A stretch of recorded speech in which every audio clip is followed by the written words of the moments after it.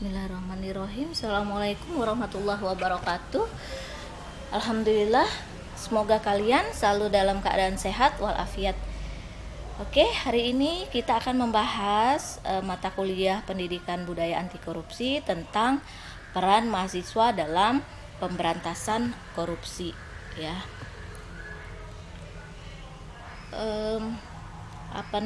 Tujuan umumnya nanti kalian baca sendiri agar mahasiswa mampu memahami peran mahasiswa dalam memberantas korupsi. Ini tujuan khususnya kalian pelajari. Nah, ini gerakan anti korupsi itu adalah upaya perbaikan perilaku individunya dulu, individu dan sistem sebenarnya. Jadi untuk yang pertama di sini adalah perbaikan individu dari dirinya kita sendiri, dari diri kita sendiri dulu agar bersemangat untuk memperbaiki diri, ya. Tadi untuk sebagai mahasiswa jadi tidak melakukan hal-hal, ya, hal-hal perilaku korupsi. Itu akan dapat mencegah perilaku korupsi ini, mencegah dulu dirinya untuk berperilaku korupsi. Apa sih perilaku korupsi? Ya kalian berjalan lurus lah, ya, dari etika dan sebagainya. Jadi kalian tidak menyalahi gitu, ya, kalian sebagai mahasiswa. Jadi upaya perbaikan perilaku anti korupsi apa itu, ya. Jadi penanaman nilai-nilai anti korupsi pada mahasiswa. Jadi nanti kita akan mempelajari nilai-nilai anti korupsi itu apa saja. Ada jujur, ya, jujur, berani, ya. Itu nanti akan kita bahas di lain sesi. Itu tentang kalau disingkat Jupemandi Tangker Sebedil. Nah, kalau dengar itu akan berdiri telinga, ya. Tapi nanti kita mempelajari nilai-nilai anti korupsi pada mahasiswa. Kemudian ada 3 hal yang didapatkan dari orang-orang jujur, ya. Jadi dari sejak dini itu diajarkan kita kejujuran, ya. Sebentar, kita balik dulu ke ini. Nah, ini.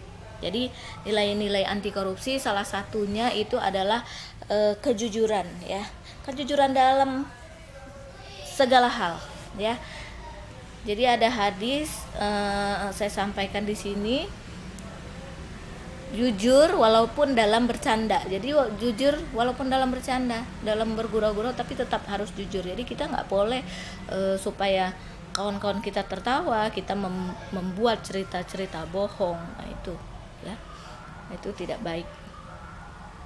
Nah, dari sini apa yang didapat dari orang jujur? Yang pertama adalah kepercayaan, ya. Kepercayaan, orang jadi percaya sama kita karena kita tidak pernah berkata bohong, kita tidak pernah membohongi teman kita, ya. Maka ratingnya akan tinggi gitu, ya, kepercayaan terhadap diri kita.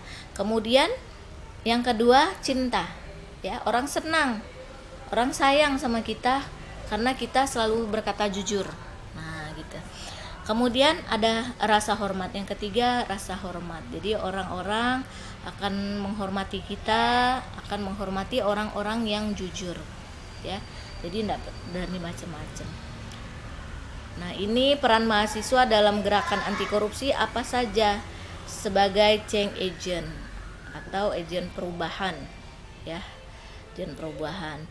Apa sih sebagai inisiator, ya, mempunyai inisiatif, ya, inisiatif dalam gerakan anti korupsi, tapi dirinya dulu, ya, diperbaiki tadi, selalu berkata jujur, tidak pernah mencontek, ya, tidak pernah mencontek dalam ujian, tidak kalau mengerjakan tugas dia selalu mengerjakan tugas sendiri, atau kalau tugas kelompok dia selalu bekerja, ya.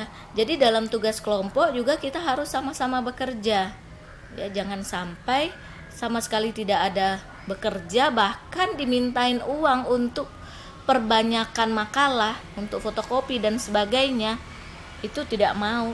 Wah, itu parah sekali.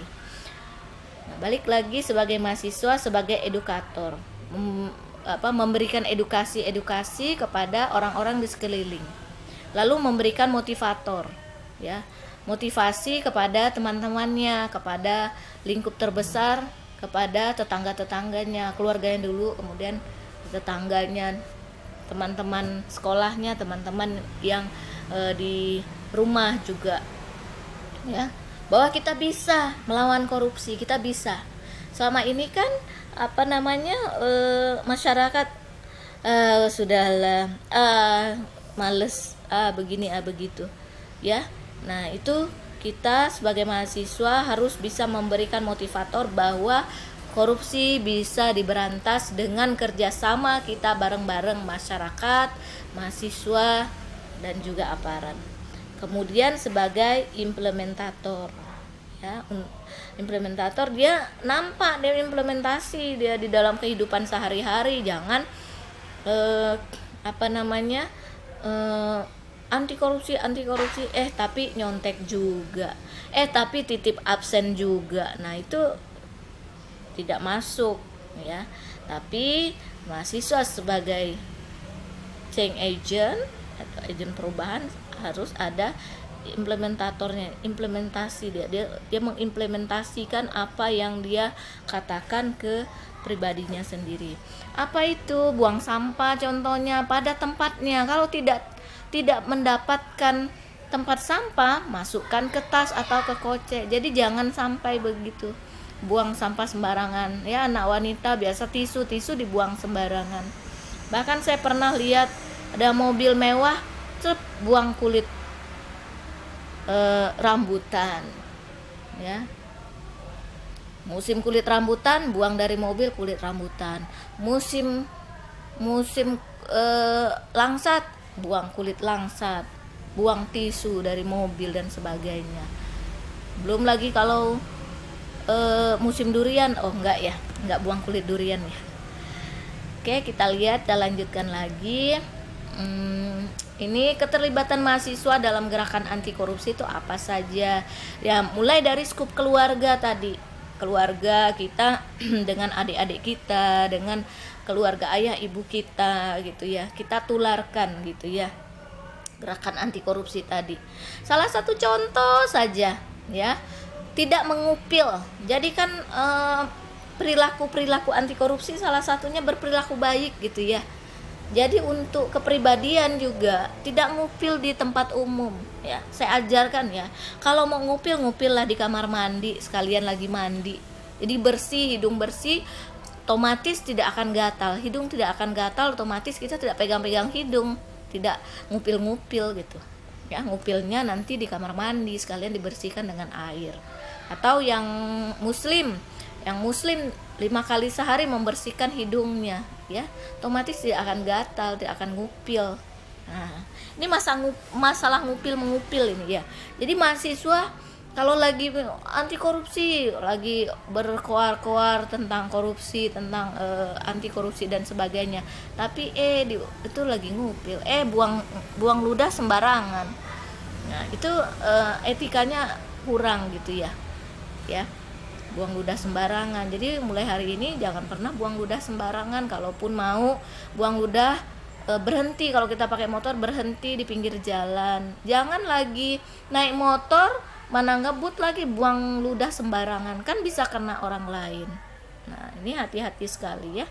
Kemudian di kampus juga begitu, kemudian di masyarakat, ya. Di masyarakat gimana? Kita tadi menampakkan implementasi kita, ya. Dari membuang sampah pada tempatnya, bila ada ketemu sampah diambil, gitu ya. Jadi di komplek rumah saya itu ada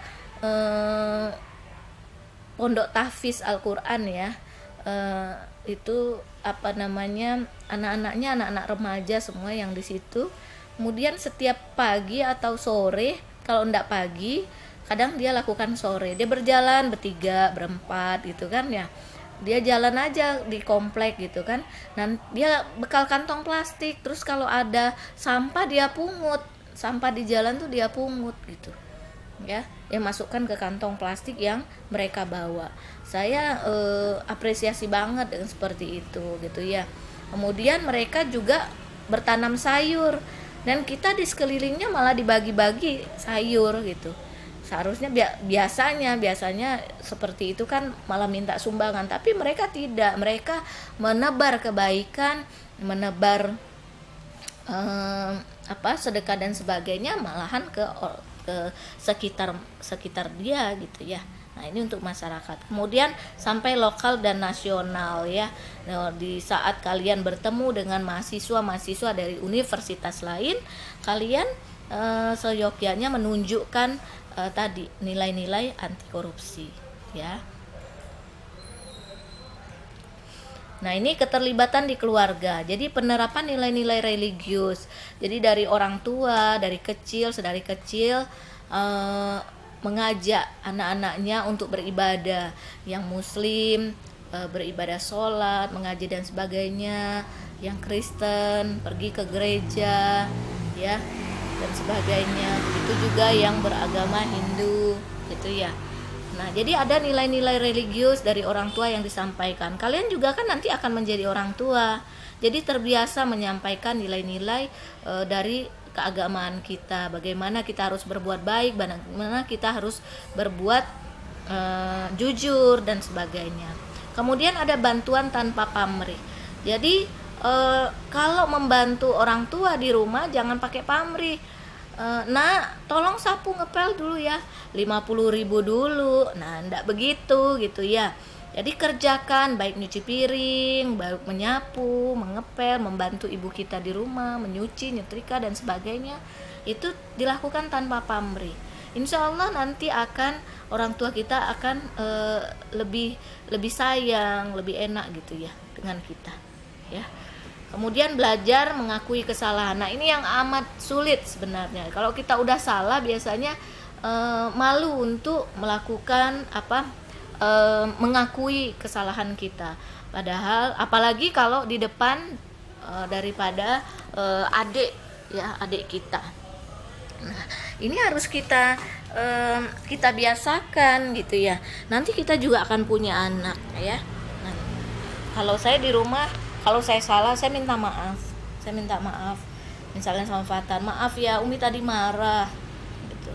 Kayak marah-marah itu sebenarnya salah. Cuman kadang-kadang orang tua juga kan ada kesel-keselnya. Tapi setelah itu saya minta maaf. Tadi Umi marah, ya. Maaf ya. Nah, ya. Jadi mengakui kesalahan, ya. Jangan pernah takut mengakui kesalahan. Saat kita mengakui kesalahan, maka maaf itu akan bertebar untuk kita. Nah, ini keterlibatan di kampus, di lingkungan kampus bebas korupsi. Kemudian pendidikan kepada masyarakat itu bisa kalian lakukan melalui KKN ya. Nanti kalian pas KKN di masyarakat juga dilakukan pendekatan anti korupsi pada anak SD, anak SMP ya. Jadi bukannya kalian mengajar seperti saya korupsi adalah bla bla bla bla. Tidak begitu, tapi diajarkan nilai-nilai kebaikan pada anak-anak tersebut. Nilai-nilai kebaikan itu ditampakkan, diaplikasikan di kehidupan kalian gitu ya. Kalian bikinkan tempat sampah, kemudian kalian ajarkan dia membuang sampah pada tempatnya. Kemudian mengontrol kebijakan pemerintah. Ini mahasiswa banyak ya lakukan demo dan sebagainya, tapi jangan yang anarkis ya. Nah, ini tidak mencontek berarti ikut memberantas korupsi ya. Ini hal kecil saja ya, hal kecil saja. Karena kalau kita terbiasa mencontek, lingkungan kita terbiasa mencontek, maka besarnya nanti jadi pejabatnya mau gimana lagi gitu ya. Nah, itu dari lingkungan anti korupsi. Ada kantin kejujuran ya. Kalian bisa juga bikin seperti ini, harganya segini, masukkan uang segini, walaupun tidak ada orang bisa membayar ya dengan jujur. Kemudian keterlibatan di masyarakat lokal dan nasional. Mungkin ini saya cut dulu ya karena sudah mau 15 menit. Ketemu di